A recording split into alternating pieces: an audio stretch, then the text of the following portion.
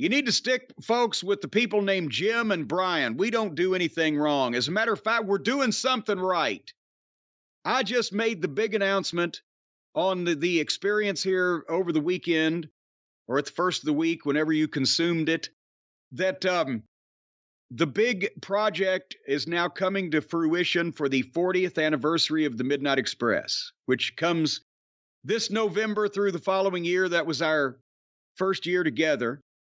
And 2023, 2024 is the anniversary. And I will try to briefly, if anybody wants to hear the whole story in detail, it's on the experience last week. And also the clip is up on YouTube, because I'm not going to go in as much detail and hopefully break down as much as I did on that one. But succinctly, the 40th anniversary of the Midnight Express is obviously this year going to be the last one, because we can't do any more official Midnight Express reunions without Bobby Eaton, nor would we even be doing an official anniversary package like this without Bobby Eaton, except that, as I mentioned in the story, this was the last time that Bobby signed his name was on the contracts to make these action figures happen for the 40th anniversary package. And that was about 3 days before he passed away, when he was going home from the hospital. So this is the last official project that Bobby could be involved in, which is why that it's an official deal. And this is the final celebration of anniversaries for the Midnight. We got the 20, 25, 30, 35, and now 40. That's better than a lot of people. But anyway, for the first time ever, action figures of all four members of the Midnight Express in a collector's set. The biggest project that Cornette's Collectibles has ever undertaken, in conjunction with Figures Toy Company, who's done all of my figures. They've been so popular. This we tried to do as good of a job on to make a really cool collector's package as possible, because we knew even at everybody's age and, the situation, nobody is going to be doing extensive live appearances. We've already done the fan fests, and we've done videos, and we've done the Midnight book, but we had never done the action figures, something like this. And we wanted to make it special. So not only do the action figures of Bobby, Stan, Dennis, and I, and mine is a completely different color scheme and outfit than any that we've sold singly of me so far. It comes in a collector's box, display box. You can set it on the shelf. It's got photos of us in various moments throughout our careers wearing all the gold, blah, blah, blah. The set also comes with a 28-page full-color book of milestones of our careers, highlights of the big gates and crowds, the championships won and lost, the contract disputes, and it's updated from the Midnight Express 25th anniversary scrapbook to cover the last 15 years.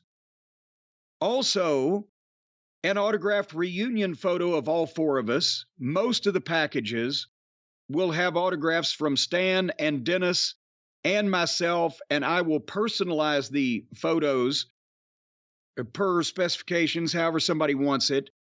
But we do have about 100 pictures that Bobby had signed back in 2019 at one of the fan fests that I'd held back.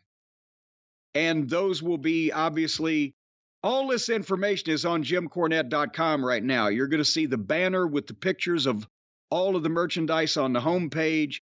You can click and have all the written information. But basically, this is one last big collector's piece to right a wrong that has been done to the Midnight, that we never had a figure set together. Dennis has never had a figure at all.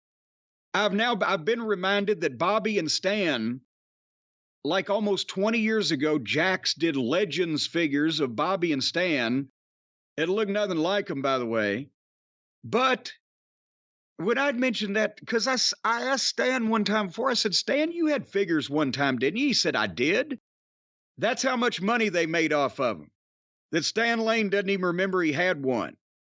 So we've talked about, the the fact that a lot of the guys got screwed on merchandise, either not having it, working for Crockett, or not getting paid properly because the royalties were the shits, and I've told the story many times that we never got 1 cent on the Starrcade 86 VHS home video that was the first wrestling tape that ever went gold.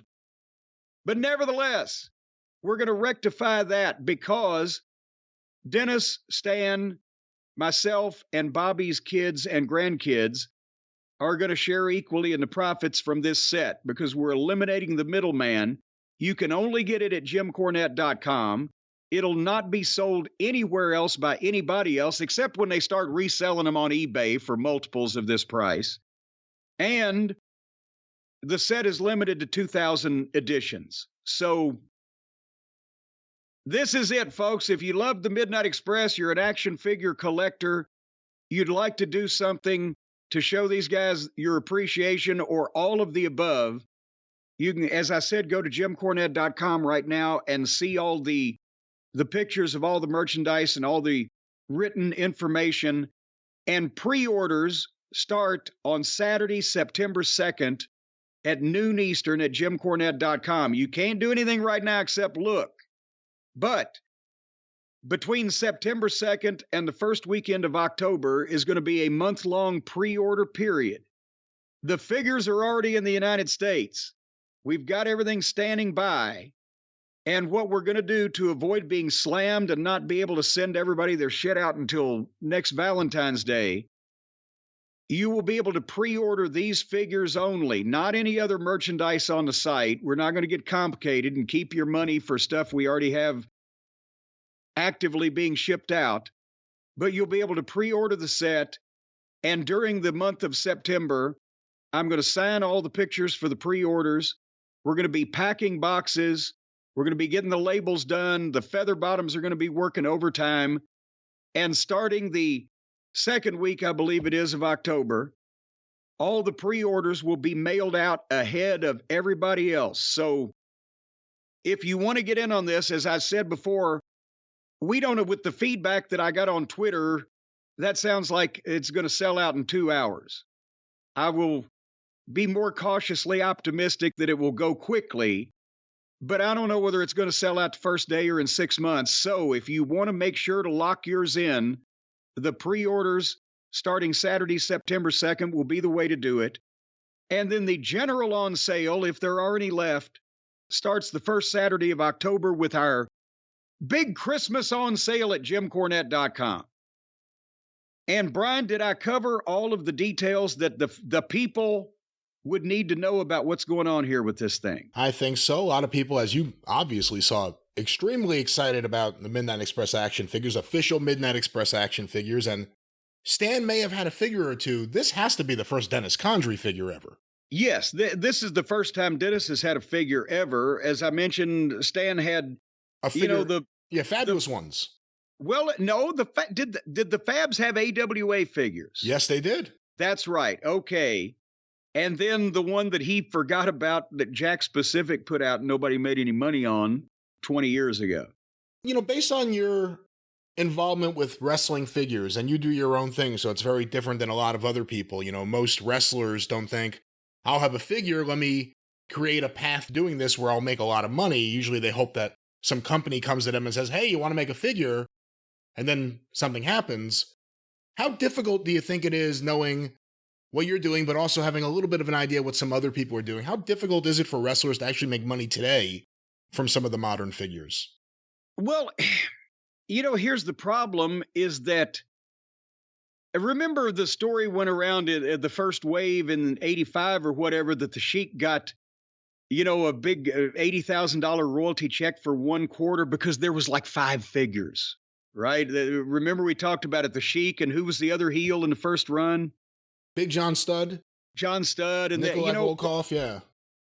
And then there were, for years, figures were a great thing if you were with the WWF, because Vince had not only that incredible merchandising and marketing team and scheme and all the deals around the world, but because of their viewership, they sold a huge quantity of things.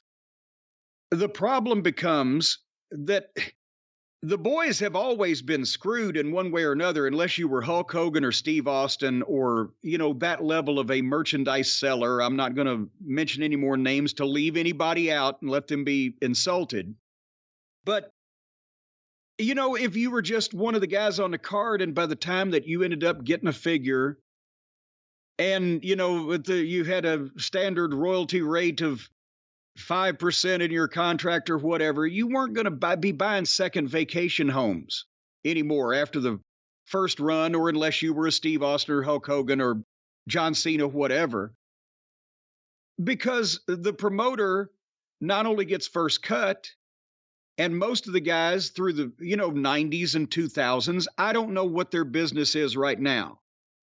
But at the same point, I think the guaranteed money has probably come up, but I don't know that I know the royalties came down after the network became a thing, because then nobody got anything on DVDs. And that used to be a big part of it. And that's so a lot of guys, especially the older talent that was still getting royalties when the network came up on the DVDs of the big shows they'd been on in the past, older talent, your royalties went from okay to almost non-existent.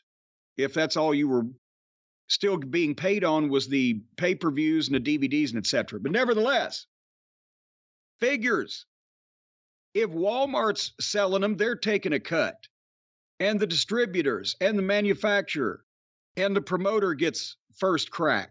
So again, the boys have never been paid a superstar level royalty rate unless they got to the point that a Hogan or an Austin got, where they were just such a money machine that you had to.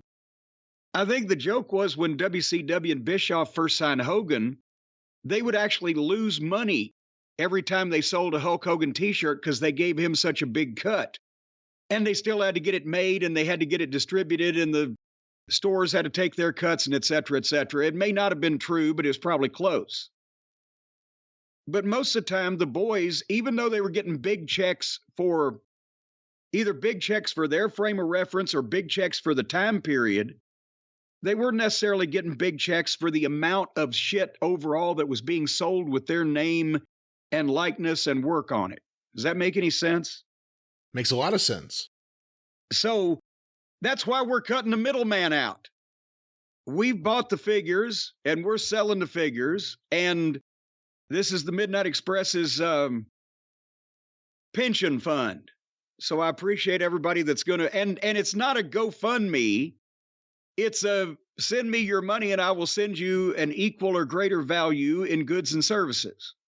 So we like that better.